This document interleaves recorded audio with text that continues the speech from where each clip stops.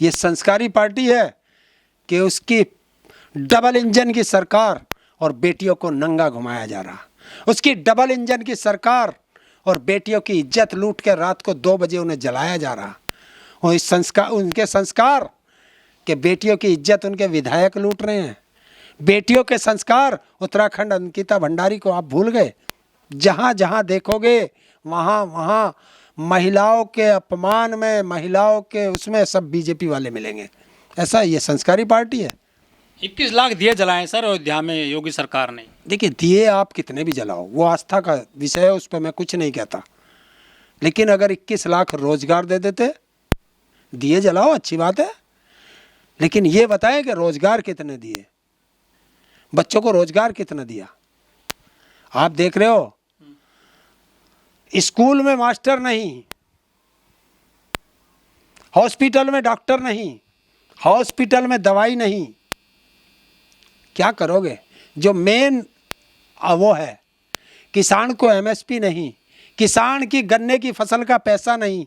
आप देख रहे हो मुजफ्फरनगर वहाँ शामली में कई महीने से किसान धरने पे बैठा मील के आगे कि हमारा पैसा दे दो।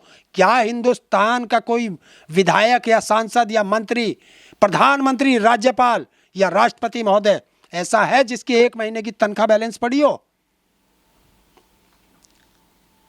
तो ये गरीब लोग हैं और किसान जो इतना अमीर लोग हैं कि 1 साल हो गया उसके पैसा नहीं मिला, तो वो कैसे अपने बच्चे को पढ़ाएगा, कैसे वो अपने बच्चे का इलाज कराएगा? तो मोदी का एक ही नारा है, मर जा किसान, दब जा किसान। नहीं, देश में बदलाव की लहर है। देखिए, बदलाव इसलिए जरूरी है कि देश का किसान अपने एमएसपी के लिए सड़कों पर है, देश का युवा अपने रोजगार के लिए सड़कों पर है, देश की महिलाएं अपने सम्मान के लिए सड़कों पर हैं, महंगाई के लिए सड़कों पर हैं, देश का कर्मचारी अपनी पुरानी पेंशन के लिए सड़कों पर है, देश का व्यापारी, छोटा व्यापारी अपना छोटा व्यापार बचाने के लिए सड़कों पे है। और जब ये सब लोग सड़कों पे हैं तो ये बदलाव की तरफ जाएंगे। और बदलाव तभी हो सकता है, किसान को एमएसपी मिलेगी बीजेपी को हटाने पर, महिलाओं को सम्मान मिलेगा बीजेपी को हटाने पर, मजदूरों को मजदूरी मिलेगी बीजेपी को हटाने पर, उसे कर्मचारियों को पेंशन मिलेगी, पुरानी पेंशन, बीजेपी को हटाने पर, और छोटे व्यापारियों का व्यापार बचेगा बीजेपी को हटाने पर। इसलिए कुछ भी हो जाए, देशभक्त हो तो बीजेपी को हटा दो, और देश के गद्दार हो तो बीजेपी को वोट दे दो। लेकिन ये जो लड़ाई थी पूरी राम मंदिर की, इसमें ओबीसी को क्या मिला?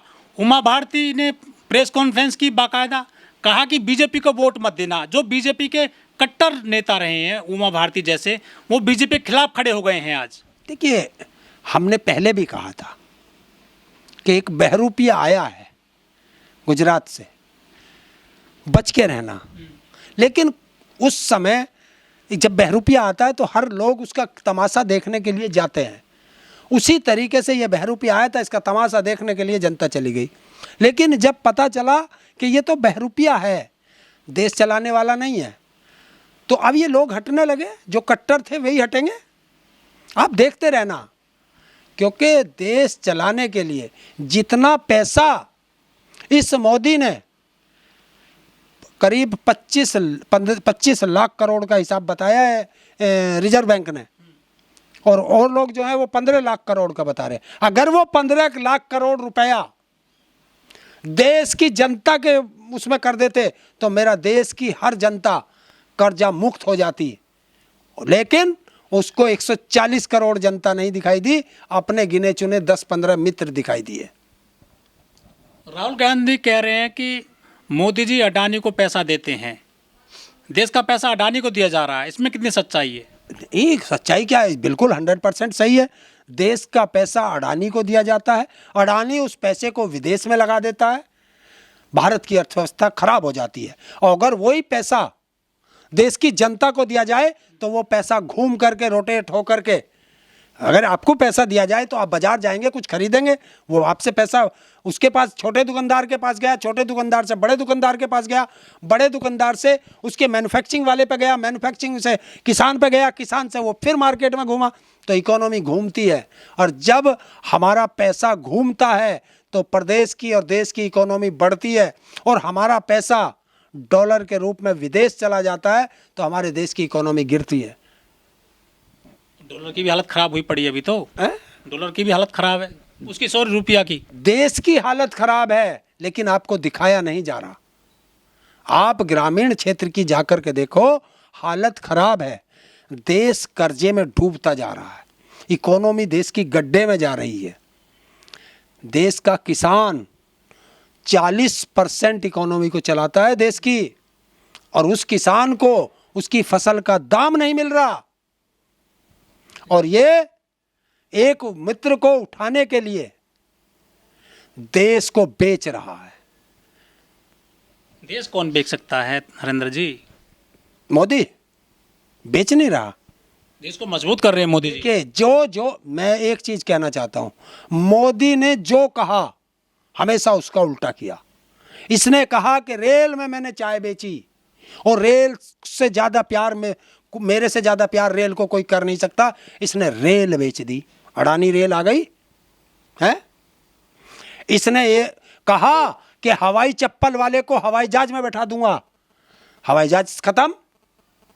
देश से का गरीब व्यक्ति पैसेंजर ट्रेन में चलता था, 10 रुपए का टिकट लेकर के चला जाता था।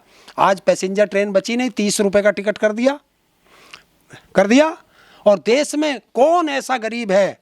अरे जनता के पास रोजगार नहीं, खाने को रोटी नहीं। जिस देश की 80 करोड़ जनता 5 किलो अनाज पे जीवित हो, वो बताइए वंदे भारत में कैसे जाएगी? अभी आपने देखा ट्रेनों का क्या हाल था, हैं? तो ये वंदे भारत, देश को वंदे भारत की जरूरत नहीं है, देश को एक्सप्रेस और मेल ट्रेनों की जरूरत है। बुलेट ट्रेन पे काम कर रही है मोदी सरकार। बुलेट ट्रेन में बैठेगा कौन? देखिए, जिस देश में 80 करोड़ जनता 5 किलो अनाज पे जी रही हो, वो बुलेट ट्रेन में कैसे बैठेगा? मुझे बता दो। तो अमीरों के लिए बनेगी ना, अमीरों के लिए। नहीं, बुलेट ट्रेन बनेगी कब? 10 साल तो हो गए, आई नहीं। अच्छा, आज मैं तुम्हारे चैनल के रैपिड रेल तो आ गई सर, गाजियाबाद में नमो रेल शुरू कर दी है मोदी सरकार ने, अपने नाम पे शुरू करी है वो रेल। देखो भाई, सरकार में आप हैं, आप किसी भी नाम से कर लो, हैं? जब मायावती ने एक स्टेडियम बनाए थे, वे पार्क बनाए थे, तो मायावती ने उसमें अपनी मूर्ति लगा ली थी, तो पूरे देश में हाय हुल्ला मचा था कि मायावती ने जीते जी अपने नाम पर मूर्तियां बना ली, क्योंकि वो एससी की महिला थी, हैं? और एक फर्जी ओबीसी आ गया, उसने अपने नाम पे स्टेडियम कर लिया, अपने नाम पे ट्रेन चला दी। एक नहीं बोल सकता कोई। क्यों नहीं बोलते भाई? इनके बाप का पैसा था क्या इसके मोदी के, जो स्टेडियम का अपने नाम कर लिया? और आपको बता दूं, क्योंकि सरदार पटेल ने आरएसएस पर बैन लगाया था, उसी आरएसएस ने बदला लेने के लिए सरदार पटेल के स्टेडियम का नाम मोदी स्टेडियम करा दिया। ये है इनकी सोच। और सुन, उसी सरदार पटेल की इन्होंने मूर्ति लगाई, उसमें जो है 2600 करोड़ रुपया रिश्वत खाई गई। चीन ने कहा 300 कुछ करोड़ में वो मूर्ति बनी है, तो ये पैसा गया कहां? लेकिन मोदी जी कौन खा गया? चीन को तो लाल आंख दिखाते हैं मोदी जी। कब का दिखाई?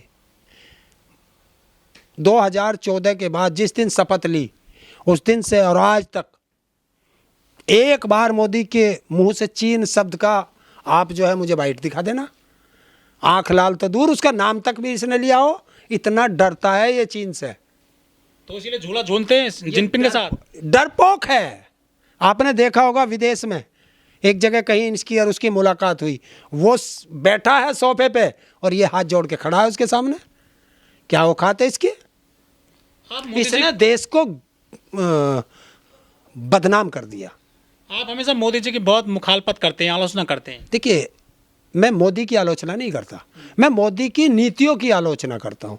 कल को कोई और, पहले कांग्रेस के प्रधानमंत्री थे, हम उसकी भी आलोचना करते थे गलत नीतियों की। प्रधानमंत्री तो आज तुम बने हो, कल कोई दूसरा बनेगा, 5 साल में बदलते रहते हैं, नीतियों का विरोध करते हैं।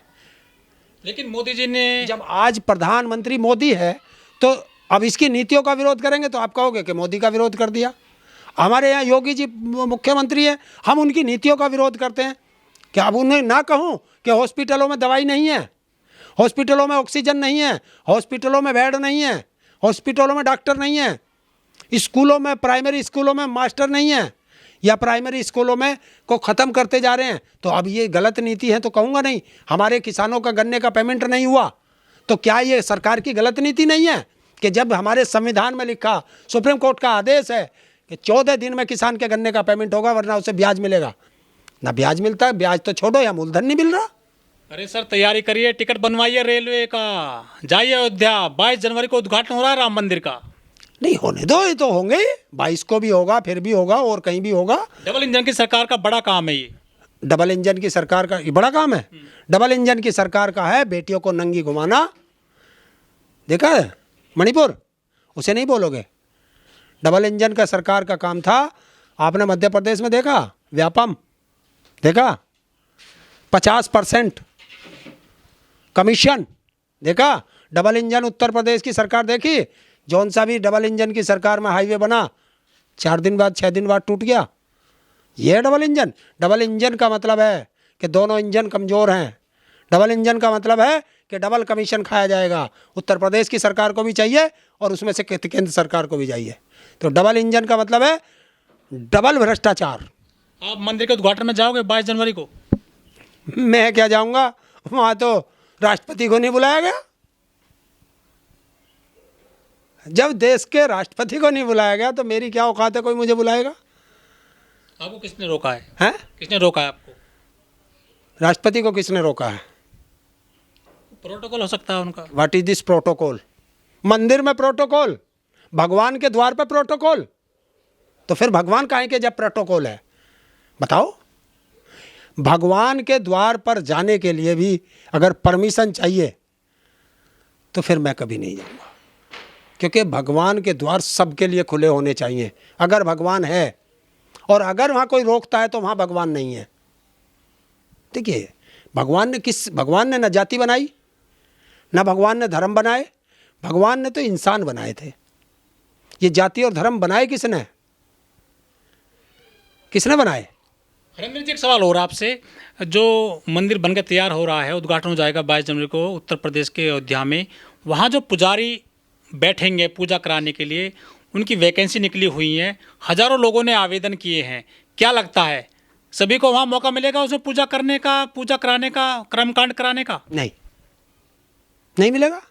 देखिए हमारी एक सोच है, जब तुम दूसरों को पढ़ने का भी मौका नहीं दोगे तो वो तुम्हारे साथ कंपटीशन कैसे करेगा?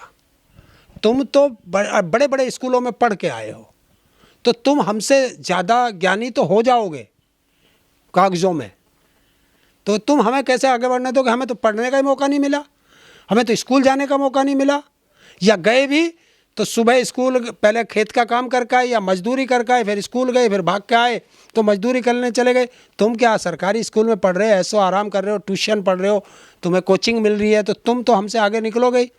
और जो वहाँ सबसे पहली बात, इस सिलेक्शन में जो सिलेक्शन कमेटी में लोग बैठे हैं वो कौन हैं? वो कौन है? इस देश के अंदर कम से कम एक व्यक्ति तो एससी का ज्ञानी होगा कोई। पूरे देश में 140 करोड़ की देश की जनसंख्या में क्या एक भी एससी का कोई ज्ञानी नहीं होगा? ऐसा हो नहीं सकता। या ओबीसी का नहीं होगा, या एसटी का नहीं होगा। देखिए वहाँ 4 लोग बैठा दो, सही सिलेक्शन हो जाएगा, वरना सिलेक्शन सही नहीं होगा, उस पर उंगली उठेगी। एक एससी का, एक एसटी का, एक ओबीसी का और एक जनरल का, 4 लोग सिलेक्शन में बैठाओ और सिलेक्शन कराओ, तब आएगा सिलेक्शन में मज़ा। क्यों नहीं कराते? देखा नहीं है देश के प्रधानमंत्री को? सुप्रीम कोर्ट के चीफ जस्टिस ने इलेक्शन कमीशन में ये कह दिया था कि एक देश का प्रधानमंत्री होगा, एक विपक्ष का नेता होगा और एक चीफ जस्टिस होगा। इन्होंने तुरंत उसमें करा नहीं, चीफ जस्टिस बैठ गया तो हमारा तो होने नहीं देगा, तो इसलिए एक प्रधानमंत्री द्वारा नियुक्त मंत्री होगा, जब दो तुम्हारे होंगे, दो एक से तुम अपना चुन लोगे। और उसका तुमने देखा होगा चुनाव में, मध्य प्रदेश के अंदर 10,000 शिकायतें दर्ज हुई हैं और चुनाव आयोग आंख मूंद करके बैठा है। 10,000 करोड़ का घोटाला लिख रहा है। किस पे? जिसे मैं कहता था कि ये कृषि मंत्री नहीं है, ये चपरासी है। वही चपरासी 10,000 करोड़ का। और क्या करता है? हमारे गन्ने का पेमेंट होगा नहीं, क्योंकि उसके तो विदेशों में चरस की खेती कर रहा है। तो ये है, उस पर किस चुनाव आयोग ने संज्ञान लिया? वीडियो वायरल हो रहे बेटे के, संज्ञान लिया? नहीं ले सकते। ये है मोदी का सबसे खास, जो कहता था ना खाऊंगा ना खाने दूंगा। और मैंने क्या कहा, मोदी जो बोलता है उसका उल्टा होता है। मोदी ने कहा खाऊंगा भी और अपनों को खिलाऊंगा भी, और जनता को 5 किलो अनाज पर भूखा मारूंगा। ये है मोदी का नारा।